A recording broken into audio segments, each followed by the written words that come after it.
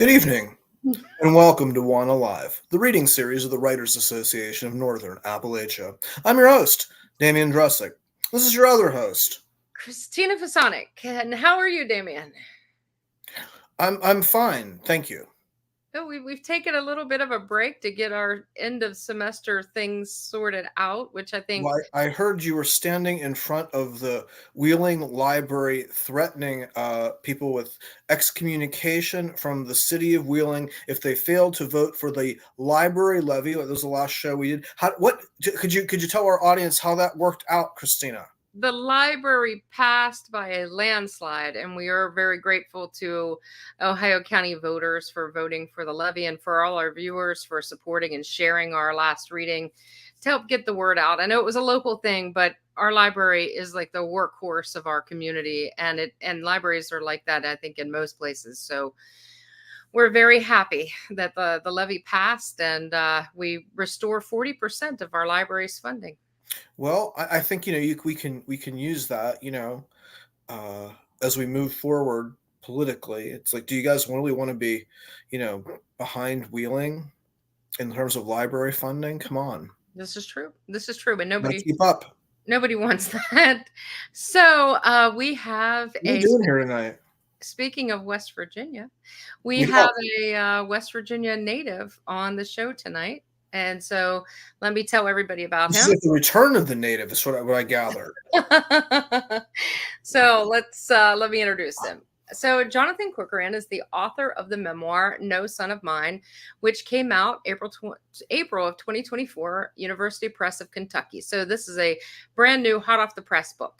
And the story collection, The Rope Swing, from WVU Press in 2016, which was a finalist for the Lambda Literary Award and longlisted for the Story Prize.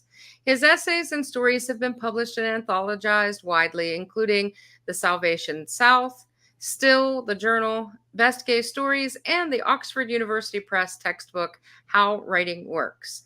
He received a BA in Literary Arts from Brown University and an MFA in Fiction Writing from Rutgers University-Newark. Jonathan teaches writing at New York University and in the low-residency MFA program at West Virginia Wesleyan College.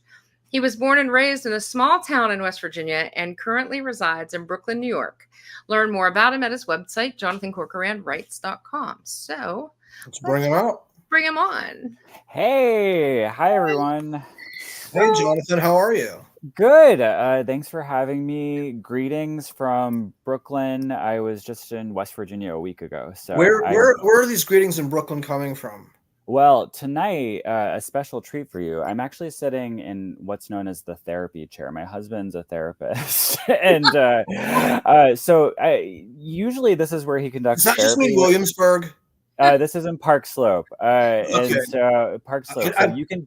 I've never thought of all of Park Slope as the therapy chair, but you can make that claim for Williamsburg. That's true.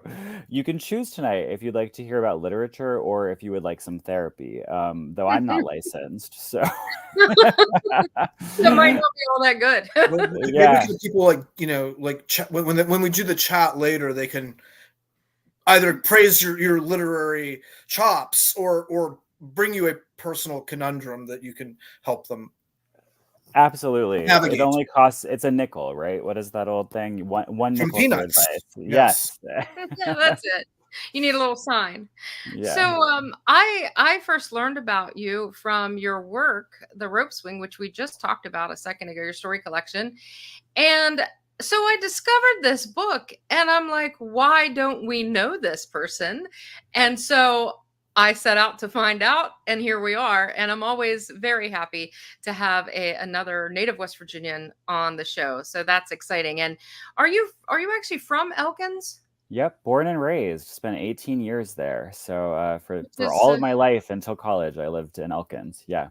And very close to my second favorite town in West Virginia after Wheeling, and that's Thomas, West Virginia. Mm-hmm. And if you haven't been to Thomas, you've got to go, if for no other reason than to go to the Purple Fiddle and enjoy an evening of music and delicious food and in a very eclectic and super fun setting. So Yeah, that might be our most well-known landmark when I talk to people. They say, "Have you been to the Purple Fiddle?" And I say, "Of course, of course." Of course, yes. All the front streets good for me. So, anyways, and I love Elkins too because it's near Blackwater Falls and all Mhm. the good stuff right there in that part of West Virginia. So, you will be reading from your newest book tonight, right? Can you tell us a little bit about that and what you're going to read?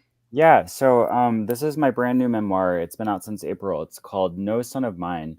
And this book tells the complicated story of my relationship with my late mother. I was my mother's golden child for a really long time. But when I was 20 years old, she found out I was gay. And this began a process in which we sort of broke apart violently and came back together again multiple times over about 20 years.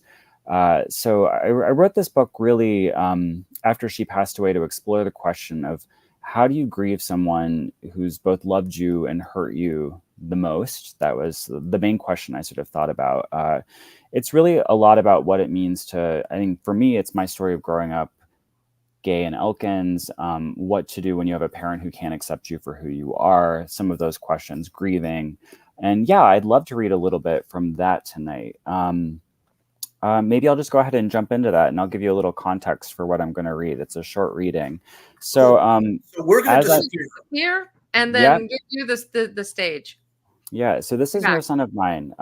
What you need to know about this little section that I'm going to read from tonight. So again, I mentioned I grew up in Elkins, West Virginia. I grew up in a blue collar family. My dad was a construction worker. My mom cleaned houses for a living. And somehow as a first generation college student, made it to Brown University. So when I turned 20 years old, my mom found out that I was gay and she called me and told me that I was no longer her son. And when she said that, I didn't realize immediately, but she forbade me from coming home. And I began to realize that not only had I lost my family, I had also lost this important geography and world in which I'd come from. Maybe like many of you growing up, I went through a phase of hating West Virginia. It wasn't until I lost it that I realized what it had meant to me. And so I'm going to read just a little section from when I'm at college and I'm realizing that I can no longer go home again. So you'll recognize a lot of Appalachia and a lot of West Virginia in this section. So I'm going to go ahead and start. This is from page 55 in the first part of the book. I took the same drive over and over again, a once literal one that became a trip only in my mind. It was the drive into my town from the east, from Virginia, over the high peaks of the Eastern Continental Divide, where my car had struggled with the steep grade through the heart of the Monongahela National Forest, where the rapids of Shaver's Fork carve impossibly through Shaver's Mountain. My father used to play a game where, coming down the mountain just a few miles from town, he'd pick his foot up off the pedal of his pickup truck and try to coast all the way back. I was a kid, and we might have been out swimming in the river, and I would be in my wet swimming trunks, squealing and hollering and pounding on the dusty dashboard. We had made it once or twice to the city limits. In West Virginia, the little towns are mere dots in the valleys. The houses seem to sit perched on borrowed time. West Virginia is all mountains and trees and rivers. I had swum in dozens of those rivers. In the summers, I'd pass the days jumping from rope swings, splashing deep and rising, and then letting the current carry me halfway downstream. And my father had driven his truck up to the top of each of those ridges, and he'd let me climb up the boulders at a place called Bear Haven, and then up the metal fire tower where you could see all around for miles and miles, the trees and more trees. And then we'd catch a rainbow or a golden trout, and we'd throw it back in the water because I couldn't handle the gutting. And though he pretended to be annoyed, I don't think he cared that much for fishing. All the things I had resented about West Virginia disappeared. I saw only the idol. At Brown, I took fiddle lessons. I learned a dozen songs, and I'd play them over and over in my room, and I'd cry. My teacher was a college friend I met, a brilliant musician who unexpectedly had ties to all the little folk festivals back where I'd grown up. I'd ask her for old time tunes, the older, the better. I wanted the sounds of the people who'd settled the mountains, and that's what I heard when I played. Old men and women sitting on porches in their small towns, up their hollers, along their creeks, wailing for a break, wailing for lost loves, wailing for the things that plucked at their hearts. My family never played the fiddle, and they weren't much for old-timey ways, but when I'd been cut off from home, all I wanted was a heritage. And so I'd play the fiddle, and I'd go to contra dances, and I'd sit in quiet rooms and dream of the things that suddenly all seemed so beautiful. And I would sit there, an orphan at 20 years old, taking that same drive through the mountains over and over again, trying to invent a history. Things that had felt inconsequential now seemed extraordinary. Our little house along the creek, the house that had once felt claustrophobic, that had been the site of so many fights and so much sadness, now seemed the very definition of quaint, a retreat on the water with the gentle sound of the leaves blowing and the crackle of quick-moving water over the rocks. The town itself, just a collection of turn-of-the-century brick and block, a small grid of a downtown, now seemed the story of America, of prosperity. I could have written a book on the coal and timber and railroad barons who built the place. I read whatever I could find. I scanned over photos of the college campus with its graceful mansions and classic proportions, all built by those millionaire barons, how they'd carved their tracks through the impenetrable stone, how they built an empire from the land that would power our cities and fuel our westward push. I even dreamed of the county courthouse with its textured stone facade. Like all proper baronages, our town had a courthouse with that single high-rising tower, our castle in the valley.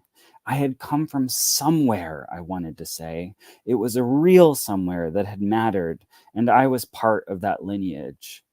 My friends at college would talk about New York and about Boston and London and San Francisco and Miami and Park Avenue co-ops and the Freedom Trail and the Revolutionary War and the Pacific Ocean and South Beach and Saks Fifth Avenue. And I'd say, no, but did you have banjos and fiddles and the Civil War and the tallest peaks in the Mid-Atlantic and the rivers and the creeks and the runs and the fiddles and the banjos and Graceland Mansion and Halliehurst and the trees and the railroad and the coal and the trees and the trees and the square dancing and the mountains and the trees? I was manic and reaching and grabbing, one hand clawing to hold on to the things I'd known, and the other hammering in nails to the scaffolding that would build this idealized world that I was creating. My friends were polite, or maybe I was convincing. They'd say, "Wow, your home sounds so special. I hope you'll take us there one day." And I'd say, yes, that would be so nice. And I'd dream about the day I'd return home and claim what had once been mine. Thank you. That was great, man. Thank you. That's my new favorite section. No, you're a terrific reader. I love the feeling of that. That kind of, I mean, there's a lot to say about like what's being said, but that kind of energy that accompanies the isolation and the you know the more difficult or unlikely connection is, the more the urgency there is seeking after it. That was great. Yeah, thank you. I had a good community theater training growing up, so I always think back to that those theater directors who taught us how to speak on stage. So I have a lot to say, but I'll try to keep it short. I think anybody that is from West Virginia, we all know that there's multiple West Virginias, but there's also multiple Appalachias, right? I mean, literally, there's Appalachia, but there's also like cultures within cultures within cultures. And it's interesting to me that you followed a similar path. When I left, I also was like, oh, I gotta listen to the banjo, and these were not things that were regular parts of my upbringing. But here's what I think, though. That is the Appalachia that is accessible to us, or at least it was during a time, right? So what was that? The novels were from Central and Southern Appalachia. The music was banjo, fiddle. The food was from Southern and Central Appalachia, or really Southern Appalachia, because that's what was available to us. And those of us who had like had our sort of Appalachianness sort of torn away from us for whatever reason, when we said all along we didn't want it anyway. Yeah. What a big shock that is to find out that, like you said, but I'm from somewhere. Yeah. And that is and then trying to figure out, okay, so this is like this version of Appalachia that I'm holding on to or reaching out for is one version, but then as you grow, you learn that there's multiple Appalachias, and maybe you just haven't even discovered yours yet.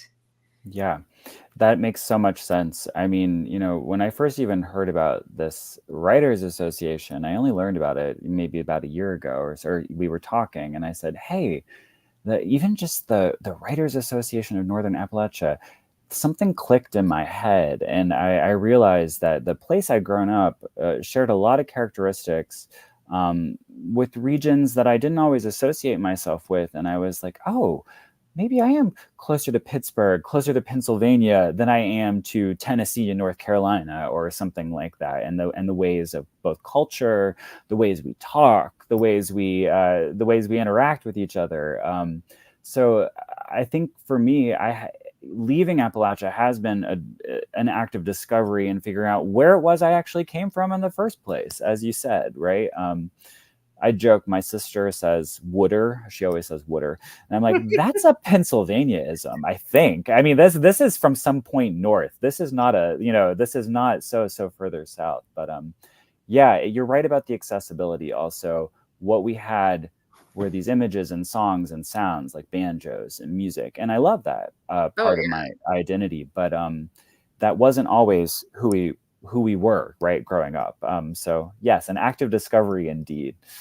Yeah, yeah, well, and multiple discoveries over time, like rediscovering. But go ahead, Damien. I'm sorry. I was just sort of say, like, if you look, because you're talking about a specific period of time, we see this tremendous effort toward cultural homogenization with, superstation cable and the Eisenhower freeway system and all these things radically changing,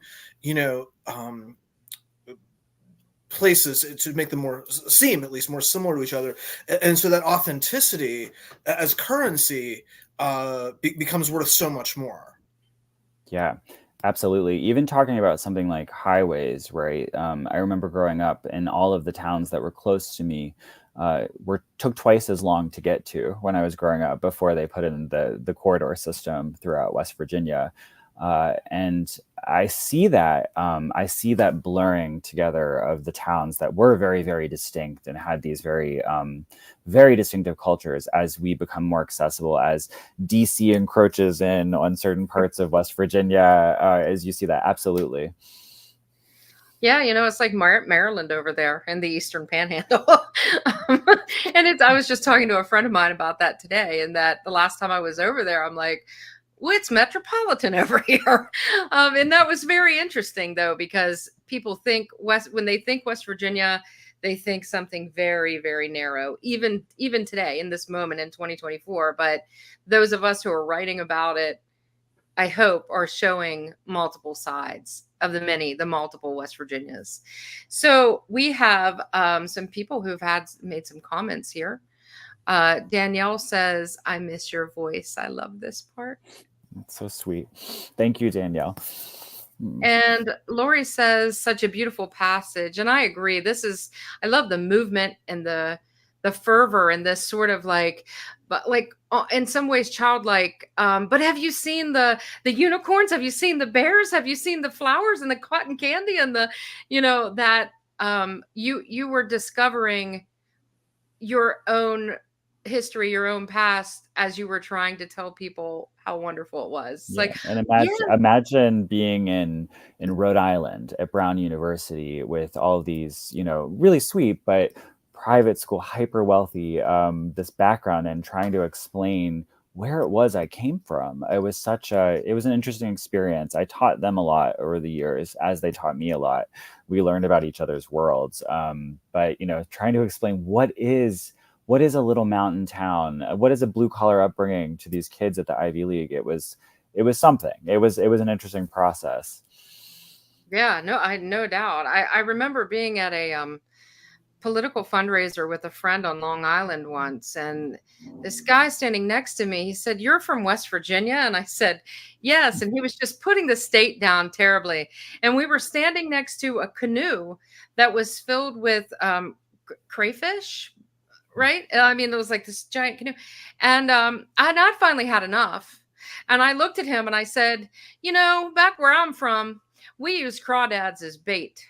And just like walked away because I'd like had enough of like this, trying to make me feel bad when I had a PhD and I was standing there talking to this guy. I don't know anything about him, but he was just assuming all these things about me because he heard that West Virginia. That's all he could hear.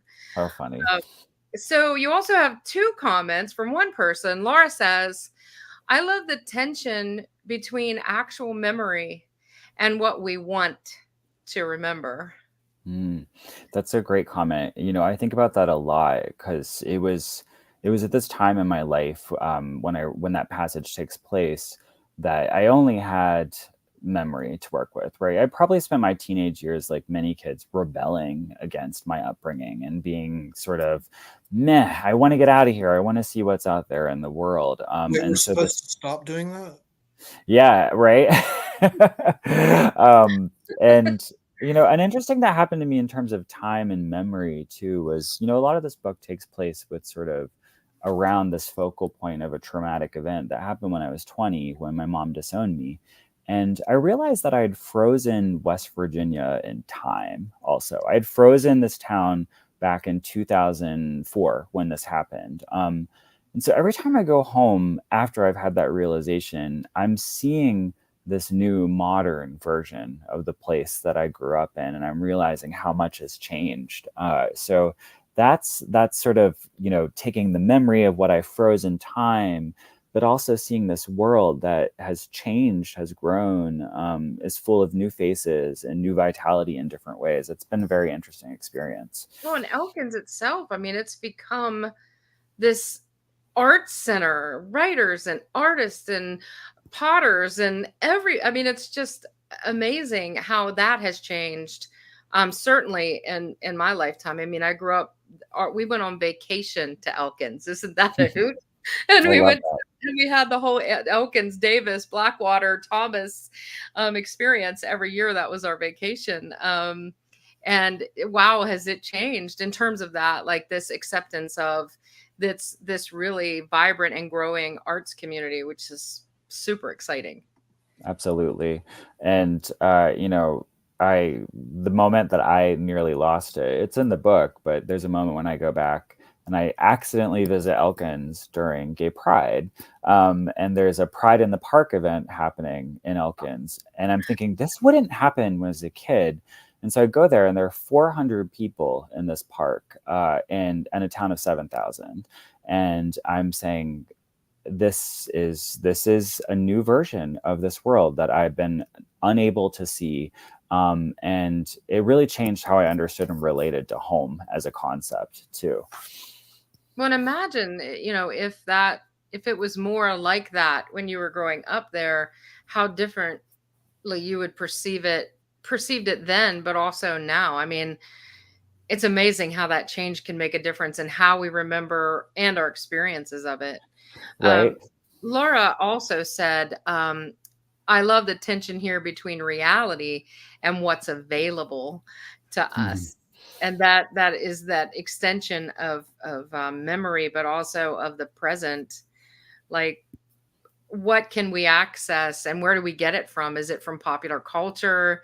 Is it from conversations with someone on the phone that's back home? I mean, what is accessible? So yeah, you're working with memory, you're working with the internet, you're working with all these things. It's funny. I mean, for years, I also the version of the mountains I kept in my head was always green, right? I'm like, and then you go back in December and it's gray and white or brown. And so just sort of thinking about how we idealize some parts of our past and memory. We rely on these images and pictures and books and the internet. Absolutely. So what's available to us, that's what we've got to work with in those kinds of situations. So you imagine Seneca Rocks then, when you Yes. remember the mountains, Yes. the big Yes. old gray cliff face, right? Yeah. Seneca Rocks, a beacon. Yeah, no doubt, no doubt. So, Damien, you were going to say something. I was. You are so. I wanted to hear more. You are doing book tour things now, and people can come out and see you. And you're doing some other cool stuff over the summer. Yeah. Could you tell us a little bit about that? Yeah, I have. I've got a whole bunch of stuff. So I just got back from four stops: Pittsburgh and 3 in West Virginia. My little homecoming tour, which was amazing. And I've got 2 stops coming up in Boston, 1 in New Jersey. You'll love this. Speaking of writers of Northern Appalachia, I'm reading with my mentor, Jane Ann Phillips in Boston, who just won the Pulitzer. So I'm going to be taking the stage with the Pulitzer Prize winner. That was scheduled before the Pulitzer Prize win. So I don't even know what this event will be like. I will probably get some fans out there of hers. But yeah. I saw Rutgers Newark. Were you there when Teari was there? Yes, I love her cool. dearly. Her writing is incredible, and she's a wonderful teacher and mentor. Yeah, so I've got that. I'm going to Heinemann for the first time teaching I in saw Kentucky. That. Yeah, so that's going to be really fun. I've applied. Can you put in a good word in for me? Yes, yes. I hope we get to work together. That would be amazing. And Jennifer will be there too, Jennifer Haig, and we're looking forward, I hope, to seeing her and to seeing you and all the cool people at Heinemann. So. Yeah, we're all representing our region. I love it. Yeah, so just I have an abundance of stuff coming up, which is very exciting because I spent the last 8 years between writing this book and my last book sort of hibernating and teaching and being in my little communities, and it's this great blossoming and opening up and sharing. So it's been really fun. Very cool. Awesome. Well, it was great talking to you, and good luck on the next things that you do and going back home. And can you go back home again? I don't know, because I don't think that home ever exists in the way that it was before. And home is where you make it, if we want a cliche to end the show. Right? That's right. I love it. That's exactly right. You know, Damien, nobody pays me to do this show. This is volunteer. Let's not ask why. You guys are wonderful. Thank you so much for having me on here. And I love this organization. Yeah. Wonderful reading. Everybody go out and read this book. It's amazing. And you show this one more time? Oh yeah, it's right here. No Son of Mine by University Press of Kentucky, putting out great work. All right. Thanks a lot. All right. Good night, everybody. See you next week. See you next week.